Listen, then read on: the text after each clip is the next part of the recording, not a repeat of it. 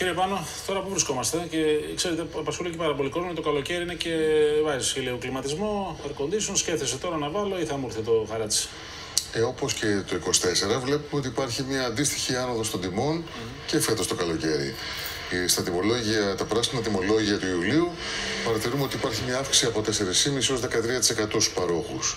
Ήδη περάσαμε το ψυχολογικό όριο των 15 λεπτών την κιλοβατόρα, με αποτέλεσμα να βλέπουμε ένα προφίλ αντίστοιχο και πέρυσι τον Ιούλιο, που λόγω και της ανάγκης για περισσότερο κλιματισμό, έναρξης της τουριστικής περίοδου που είναι τώρα στην καρδιά αυτή τη στιγμή αρχίζει και μπαίνει σε μεγαλύτερη ένταση. Όλα αυτά λοιπόν αυξάνουν τις απαιτήσεις ηλεκτρική ενέργεια και αυξάνοντας τη ζήτηση παρατηρούμε να συμπαρασύρονται και οι τιμές.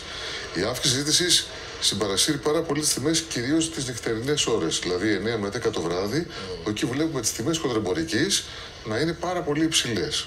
Παρόλο που το μεσημέρι μπορεί να έχουμε κάλυψη ενός μεγάλου μέρους ενέργειας από τα φωτοβολταϊκά και τις υπόλοιπες άπλες. Τις ώρες δηλαδή που το βράδυ μας σπίτι και μπορεί να έχεις το κάψιμο και να βράζεις και να έχεις ένα Ακριβώς. Μάλιστα. Τι κάνουμε τώρα, πράσινο, μπλε τιμολόγιο, γιατί έχουμε μπερδευτεί πάλι?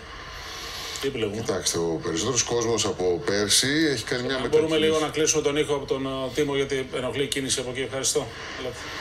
Οι περισσότεροι καταναλωτές από πέρσι είδαμε ότι είχαν μια μετακίνηση προς το μπλε σταθερό τιμολόγιο. Φάνηκε τουλάχιστον το τελευταίο 1,5 χρόνο ότι μεσοσταθμικά ήταν γύρω στα 10 λεπτά η κιλοβατόρα η τιμή των μπλε σταθερό τιμολόγιο, συγκριτικά με το πράσινο που ήταν γύρω στα 15 λεπτά η κιλοβατόρα. Με διαφορετικό το πάγιο βέβαια, αλλά στο σύνολο τέλος πάντων του λογαριασμού ήταν πιο συμφέρουσα αυτή η επιλογή. Συνεπώς είδαμε ένα πολύ μεγάλο κύμα μετακίνησης από πράσινο σε μπλε σταθερό τιμολόγιο, το οποίο από ό,τι φαίνεται μέχρι στιγμής ακόμα είναι μια συμφέρουσα λύση για τους περισσότερους. Ναι, να θυμίσω τώρα, όχι εσείς βέβαια, αλλά θυμάμαι ότι παλιά λέγαμε στον κόσμο να πάτε στο πράσινο τιμολόγιο. Ναι, βέβαια. Όλοι εδώ μαζευόμαστε και λέγαμε για πράσινο. Πάτε στο πράσινο. Πήγανε στο πράσινο, ανέβηκε το πράσινο. Τότε λέγαμε πάτε στο μπλε. Θέλω να πω ότι. Το πράσινο ήταν κάτι το οποίο και να μην είχε επιλέξει, σε βάζαν αρχικά εκεί. Ήταν η έναρξη. Και ήταν κάτι το οποίο μπορούσε εύκολα κάποιο να δει, όπως και τώρα. Δηλαδή, τις πρώτες 5 μέρες του μήνα που ανακοινώνονται τιμές για να μπορεί να συγκρίνει και να αλλάζει. Όμως, φάνηκε ότι τελικά οι τιμές δεν πέφτουν όπως θεωρούσαν κάποιοι ίσως.